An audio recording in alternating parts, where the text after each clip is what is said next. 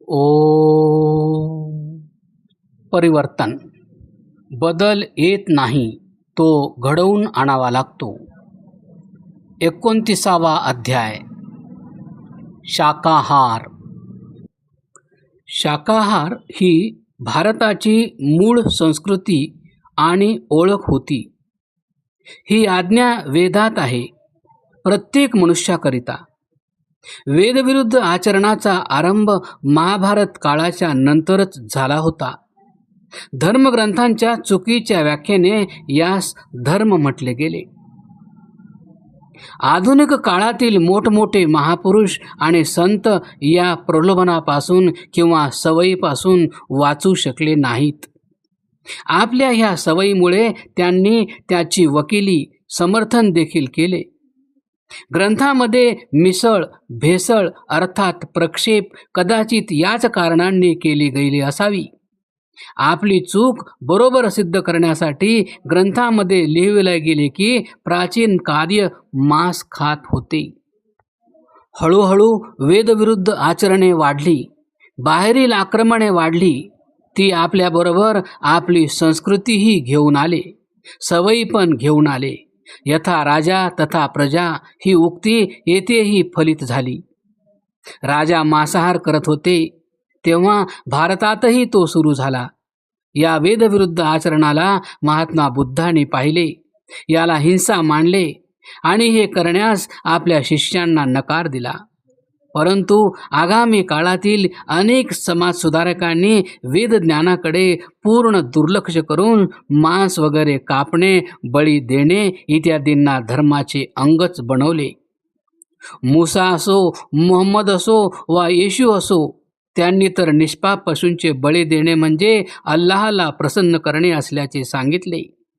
नंतर याच विचारधारेच्या लोकांनी भारतावर आपला अधिकार करून घेतला तेव्हा निश्चितच त्यांच्यासोबत त्यांच्या खाण्यापिण्याच्या सवयी पण आल्या होत्या. आपण फरक पहा. ज्या महात्मा बुद्धांनी अहिंसेची वकिली केली होती त्यांचे शिष्य देखील जबरदस्त मांस सेवन करू लागले. इंग्रजांच्या आगमनानंतर ही परंपरा वाढलीच, कमी तर झाली नाही. अशातच ऋषी दयानंद या बाबीचे चिंतन करतात आणि पशुवर दया करण्यापासून ते कधीकधी परमात्म्याला तक्रार करून बसतात आणि दुःखाने मांसाहारी माणसांना सुद्धा काहीतरी सांगून बसतात.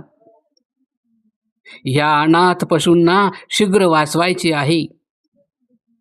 हे महाराजाधिराज जगदीश्वर, जर या गायी आणि पशूंना कोणी वाचवत नसेल तर आपण यांचे रक्षण करण्यास आणि आमच्याकडून करविण्यास शीघ्र उद्यत व्हावे. गोकरुणानिधीमध्ये ते दुःखाने मनाने मनुष्यांना म्हणतात, मांसाहाऱ्यांनो, तुम्ही लोक जेव्हा काही काळानंतर पशु मिळणार नाहीत, माणसांचे मांसही सोडणार नाही का? त्यांच्या या उपदेशापूर्वी शिक्षित सभ्य समाजात या विषयाची चर्चा पण होत नव्हती की मांसाहार ठीक आहे की चुकीचा. धार्मिक मान्यतेच्या दृष्टीने मांसाहार वा शाकाहार हे निश्चित होत असे. परंतु महर्षी दयानंदांच्या आव्हान, लेखन, प्रवचन व शास्त्रार्थ यांच्यानंतर लाखो लोकांनी मांसाहार त्यागला व पूर्णतः शाकाहारी झाले आणि ही संख्या वाढत गेली.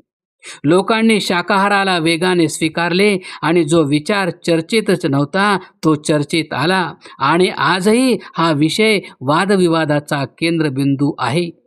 ज्या विषयाच्या बाबतीत कधी चर्चा पण होत नव्हती व तो विषय वादविवादाचे केंद्र व्हावा, यालाच तर म्हणतात परिवर्तनाची क्रांती. मांसाहाराच्या प्रचलनाचा परिणाम म्हणूनच यास धार्मिक रंग देण्यासाठी बलिप्रथेचा आरंभ झाला. देवतेला अर्पण करण्याच्या नावावर निष्पाप पशूंचा बळी दिला जाऊ लागला.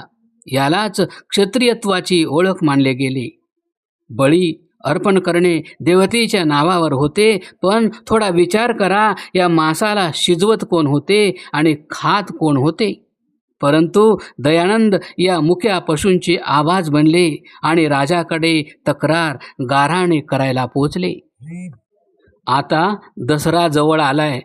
त्यात निरपराधी रेडे बकऱ्यांचे प्राण न घेता त्याऐवजी शिरणी, मिठाई, मोहनभोग, लापशी इत्यादी बली प्रदान करा. आणि जे क्षत्रिय शस्त्र चालवणे जाणतात त्यांचा उत्साह, शौर्य, बळ व पराक्रमाची परीक्षा करण्यासाठी जंगली डुकरांना किंवा सिंह इत्यांना प्रथम पकडून त्या दिवशी मैदानात सोडून शस्त्र प्रहार करण्याची आज्ञा द्यावी.